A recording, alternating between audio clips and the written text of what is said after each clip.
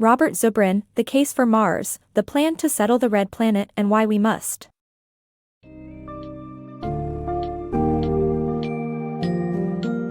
Embark on an intellectual journey through the thought-provoking book, The Case for Mars, The Plan to Settle the Red Planet and Why We Must, by Robert Zubrin. Peek into the future of human civilization as the author explores the possibility and benefits of colonizing Mars. Discover how harnessing the opportunities on the Red Planet could transform Earth's economy and solve major resource issues. Delve into the challenges and breakthroughs required to make this vision a reality and learn more about the interplanetary society that might await us.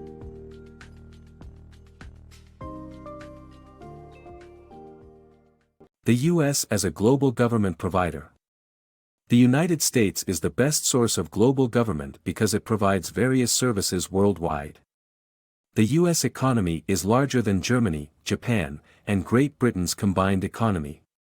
Its defense budget is greater than those of the next 15 nations combined, and it has troops deployed in 150 nations.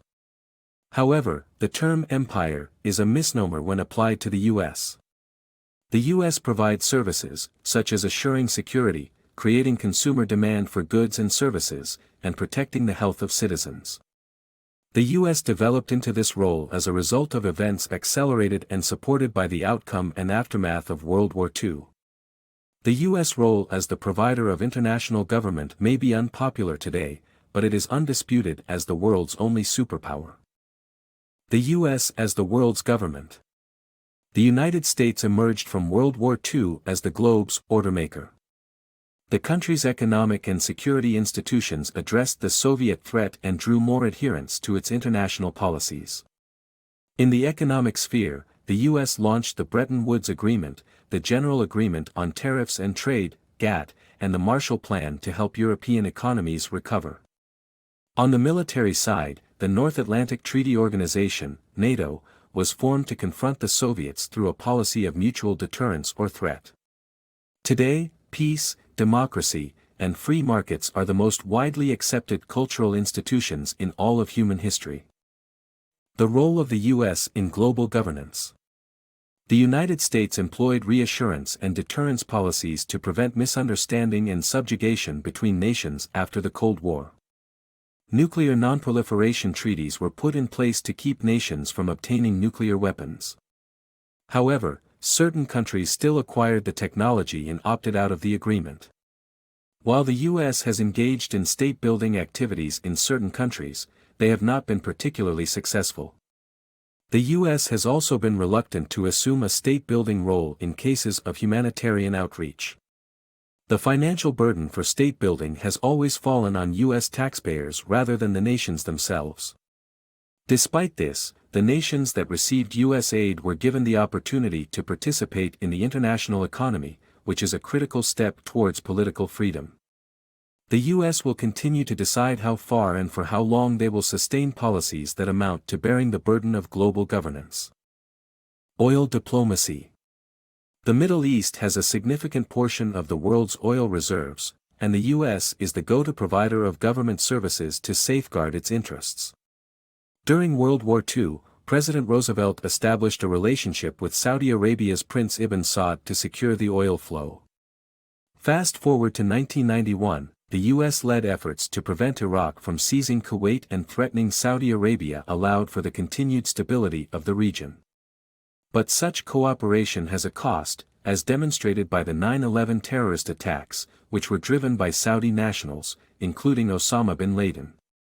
The U.S. continues to depend on Saudi oil, but the quest for alternative energy sources is underway, given the projected increase in global oil demand, particularly from large consumers like China and India.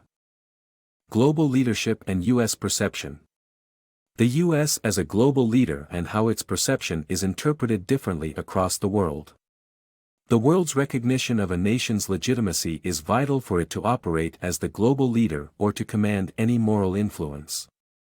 This is the point of evaluation in this book. The United States being a recognized government supported by its citizens, no other nation of the world has given authority to the U.S. to lead the world. This responsibility, according to the book, lies with the United Nations, but it lacks such ambition. Some of the US's actions have faced stern criticism from the international community, including Iraq, and this dissent was more extensive than what the US authorities might have foreseen. At the core of this global resistance to the US is a dichotomy of social, cultural and political values that prevail in Western European countries. In contrast to Americans, the Europeans regard the traditional way of life and upholding the national autonomy to be of great importance. Anti-Americanism in Europe has a particular rationale, including religious practices, political values, and unwillingness to be subservient to a global political entity. Europeans have issues with the American Republican Party values, including the support for violence, opposition to tax imposition, and anti-abortion advocacy. Apart from these cultural distinctions, national perceptions of vital issues like gun control, capital punishments, and the idea of subduing national interest to an international body like the United Nations differentiate the US from the European nations. Another key differentiating factor highlighted in the book is taxes. In developed nations across the world, European countries have the highest tax rates, which in turn means they have governmental services to support.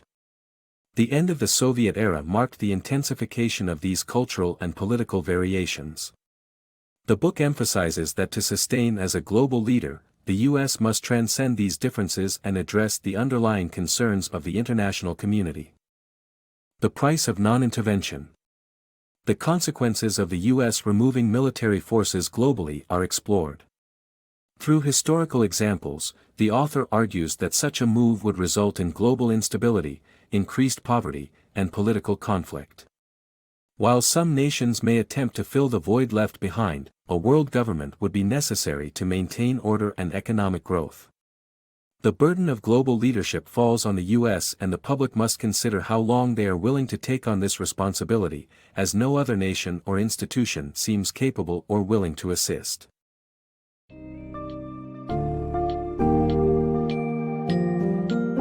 As we wrap up our exploration of The Case for Mars, be prepared to ponder the tantalizing prospects of a future on the Red Planet.